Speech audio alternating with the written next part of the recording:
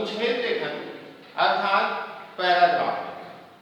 ठीक है, पैराग्राफ लिखते हैं हिंदी में और उसे जो है अनुच्छेद लेखन कहा जाता है। अनुच्छेद लेखन जब भी लिखा जाता है तो किसी विषय को लेकर लिखे जाते हैं, किसी विषय से संबंधित बातों को संक्षिप्त रूप से वर्णन किया जाता है, संक्षिप्तता के साथ उसे वर्णित किया जाता है, संक्षिप्त रूप से वर्णन किया जाता है। अनुच्छेद लिखने के लिए बुद्धि कौशल का होना आवश्यक है।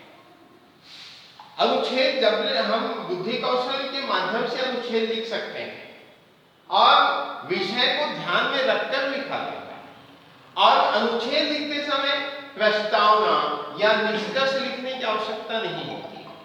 प्रस्तावना, निष्कर्ष निबंध में लिखा जाता है, जबकि बहुत सारे बच्चे जो अनुच्छेद लेखन में भी प्रस्तावना और निष्कर्ष लिख देते हैं, जो उचित नहीं है। अनुच्छेद लेखन में किसी विषय को ध्यान में रखकर उस विषय को संक्षिप्त रूप से वर्णन किया जाता है, संक्षिप्त रूप से लिखा जाता है। आप यह कह सकते हो कि उस विषय को ध्यान में रखकर वो उसी विषय को विस्तार किया जाता है, विस्तारित ढंग से लिखे जाते हैं। और अनुच्छेद लिखने के लिए कुछ विशेष बातों को ध्यान में रखा जाता है, जिसमें से पहला है भाषा सरल व प्रभावशाली होनी चाहिए। भाषा जो है बड़ी सरल होनी चाहिए, प्रभावशाली होनी चाहिए। बहुत ही क्लिष्ट शब्दों को, बहुत ही कठिन शब्दों को लेकर नहीं लिखे जाने चाहिए।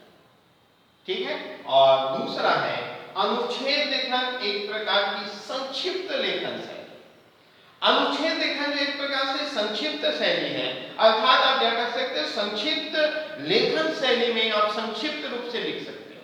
जैसे मान के चलिए बाग में लाल, पीला, नीलावी फूल खिलते हैं, तो उसे एक बार में कह दीजिए बाग में नाना प्रकार के पुष्प खिलते हैं, तो ये संक्षिप्तता है।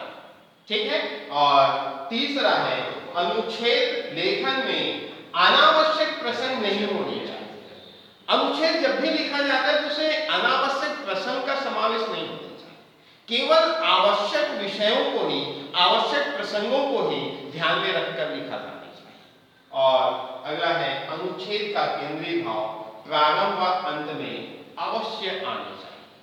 जब भी हम अनुच्छेद लिखें तो उस अनुच्छेद में उस विषय का केंद्रीय भाव जो है प्रारंभ में और अंत में आना आवश्यक है, क्योंकि जब प्रारंभ में आता है हमें पता चलता है कि किस विषय पे, किस आधार पे लिखे गए, और अंत में आना आवश्यक है। जैसे आप निबंध लिखते हैं तो निबंध के अंत में निष्कर्ष लिखते हैं, तो वैसे यहाँ निष्कर्ष नहीं लिखना है, लेकिन उस विषय को अंत में आना आवश्यक है।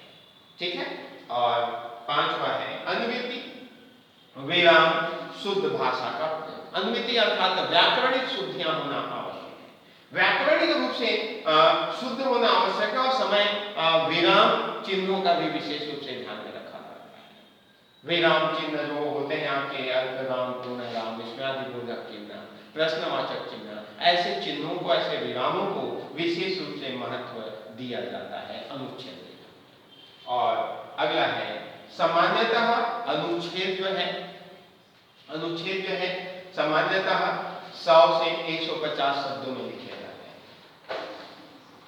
आप 100 से 150 शब्दों में लिखे जाने के साथ साथ आप यह कह सकते हो किसी विशेष मुख्य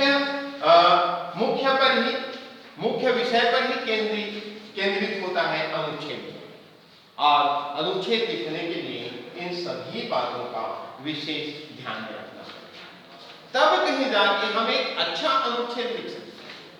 इसलिए बच्चों ये सारे विशेषताएं इसके ध्यान में रखने योग्य बातें हैं, इनका विशेष रूप से ध्यान में रखेंगे और बाकी जो है और अगली बार देखेंगे। ठीक है।